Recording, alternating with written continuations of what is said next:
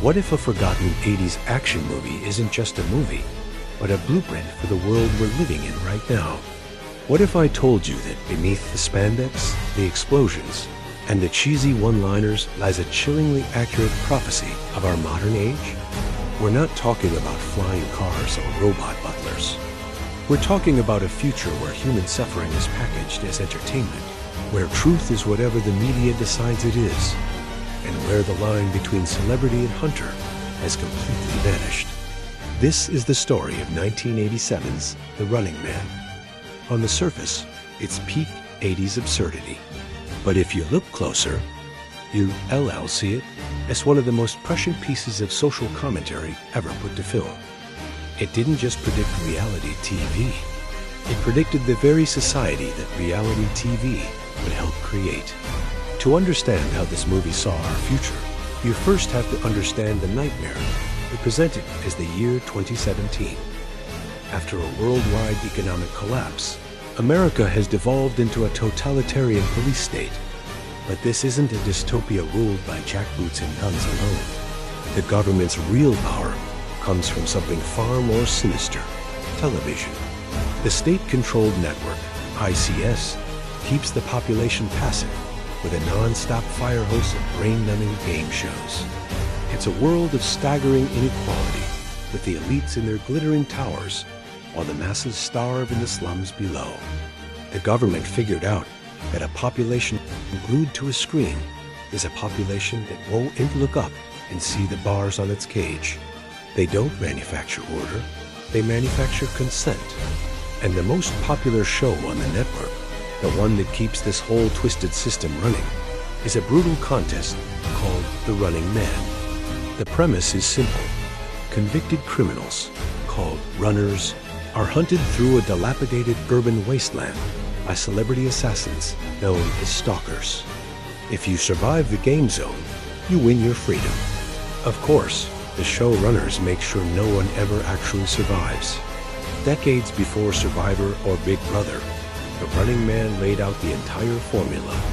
It predicted a world where human misery would be packaged and sold as primetime entertainment. The stalkers in the film aren't just killers. They're celebrities. They have brand identities, over-the-top costumes, and signature weapons. They are the archetypes that would come to define reality television. The villain, the powerhouse, the wild card. The show's host, Damon Killian, played with bone-chilling perfection by actual game show host Richard Dawson, isn't just a presenter. He's a master manipulator, a producer of cruelty who knows exactly how to work a crowd. The film saw, with uncanny clarity, that once you put human conflict on screen and call it a game, audiences won't just watch, they'll cheer. They'll become desensitized to real violence because it's all framed as harmless fun. The studio audience in The Running Man, placing bets on which stalker will get the kill, is a terrifying mirror of our own culture of hot takes, reaction videos, and the gamification of real-world tragedies. The film realized our empathy could be switched off as easily as changing a channel. But the film's prophecy goes even deeper. It didn't just predict that we would watch cruelty. It predicted we would participate in it. In the world of The Running Man, everyday citizens can earn cash rewards by phoning in tips that lead to a runner's death. The entire population is deputized into the hunt, turning neighbors against each other for a payday. This is the gamification of cruelty, a concept now deeply woven into our online world. Just think about the viral shaming campaigns on social media, the doxing mobs, the pile-ons that can ruin a life for a fleeting moment of digital clout. Perhaps the most terrifyingly accurate prediction in The Running Man has nothing to do with TV formats, but with the very nature of truth itself. The film's hero, Ben Richards, isn't a criminal. He's a police pilot framed and imprisoned after refusing to fire on a peaceful food riot. To transform him into a villain, the state-run media simply creates a new reality. They use sophisticated editing to fabricate footage, showing Richards as a merciless killer. They don't just report the news, they create it.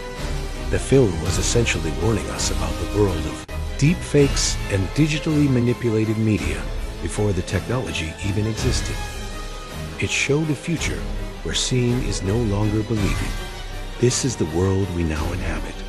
A post-truth era where misinformation spreads like wildfire and where objective facts are brushed aside as fake news.